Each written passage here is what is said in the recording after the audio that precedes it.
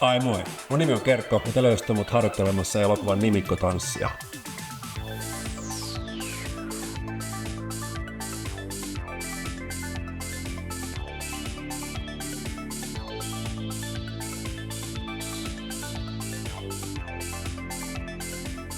Saatat muistaa vuodesta 2017 Despaciton, Me Too-liikkeen tai Trumpin nousun presidentiksi, mutta muistatko miten kaikki seurasivat tosi TV-ohjelmaa, jossa palkkatappajat murhaavat rikollisia suorassa lähetyksessä?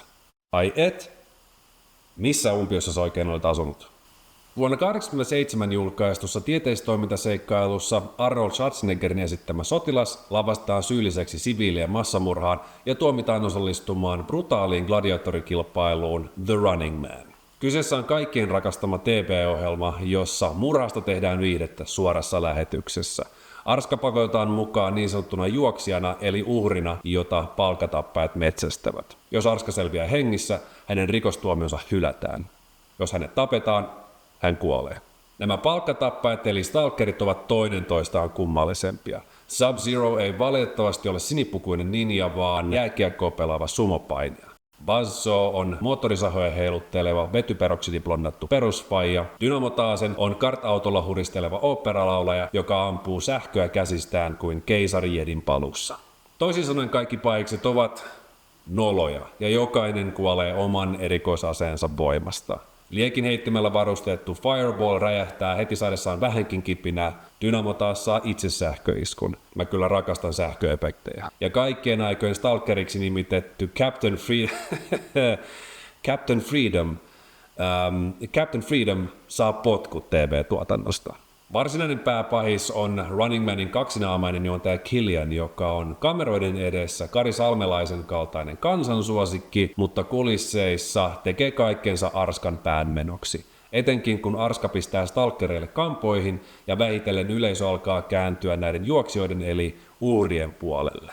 Kertoo aika paljon elokuvan laadusta, että sen parasta antia ovat elokuvan statistit. On hilpeä seurata, miten liekeissä Running Manin studioyleisö on tapposhown tapahtumista. That boy's one mean motherfucker. Ohjelma on virallinen osa totalitaristisen hallituksen oikeusjärjestelmää. Arskan mukana kisassa onkin juoksijoita, joilla on yhteyksiä salaiseen vastarintaliikkeeseen. Tiimi saa selville, että televisio-ohjelman lähetysyksikkö sattuu kuin sattuukin sijaitsemaan keskellä Running Man-areenaa. He onnistuvat hakkeroimaan TV-lähetyksen ja paljastamaan, että Killian on huijari. Elokuvan loppuhuipennuksessa Arska johdattaa kapinalliset valtaamaan TV-studion. It's showtime. Elokuva perustuu Stephen Kingin tarinaan, jonka hän alun perin julkaisi salanimellä Richard Bucknetin. Kuten niin monen muunkin filmatisoinnin kohdalla, King sanoo, ettei Running Manilla ole mitään tekemistä hänen alkuperäisen tekstinsä kanssa. As for actually selling a book to the movies, you send it off the way you'd send a child off to school and you hope it will do well and well will be done by it. But I've never asked for control. Uudelleen tulkinta ei sinällään yllätä, sillä tiettävästi itse Running Man kisaa käydään kirjassa vain muutaman sivun verran. Konseptin venyttämisestä kokonaiseksi leffakäsikirjoitukseksi vastasi Steven D'Souza, joka on tehtaillut sellaisia klassikoita kuten Commando ja 2 ensimmäistä Die Hardia. D'Souza on siis ansioitunut action-kirjoittaja, mutta Running Manin käsikirjoitus on niin rampa, että jopa Arskan one-linerit ontuvat. Here is Sub-Zero! Now, Plane Zero! Jos siis haluat upeita one-linereita vilisevän Arska-leffan, jota et ole nähnyt 100 kertaan, suosittelen ennemmin katsomaan elokuvan Raaka keikka. Tutustu elokuvaan katsomalla Kasarikultin arvostelu ja muista tilata kanava. Tuotantotiimissä on D'Souzan lisäksi muitakin 80-luvun talentteja.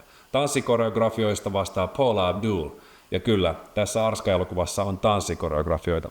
Ja musiikista vastaa Harold Faltermeyer, jonka merkittävin kontribuutio elokuvalle on tämä synafilli, joka periaatteessa korvaa Kornin vitsin perään kuuluvan rummutuksen. Where did you hide that? It's none of your business. Jos elokuvalle jostain pitää antaa pisteitä, niin muutamia asioita se ennustaa oikein. Esimerkiksi deepfake-teknologian. Ja totta kai voi ajatella kyynisesti ja sanoa, että ennustukset luokkaerojen kärjistymisestä, taloustilanteesta tai siitä, miten valtio manipuloi mediaa, ovat myös käyneet toteen.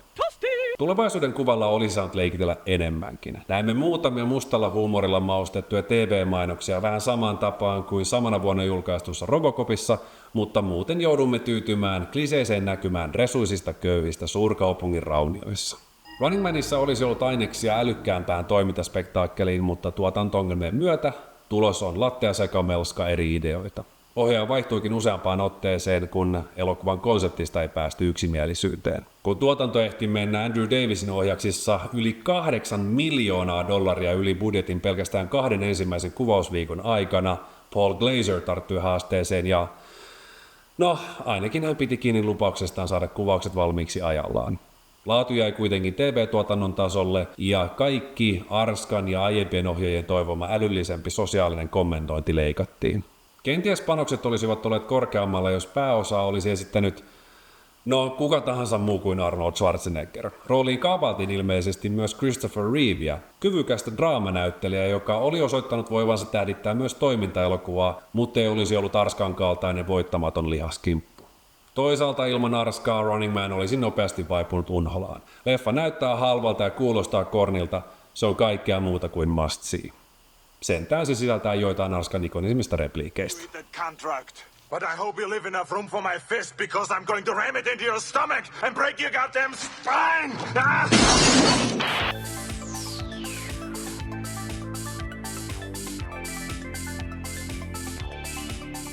Don't let us down. I don't want to be the only asshole in heaven.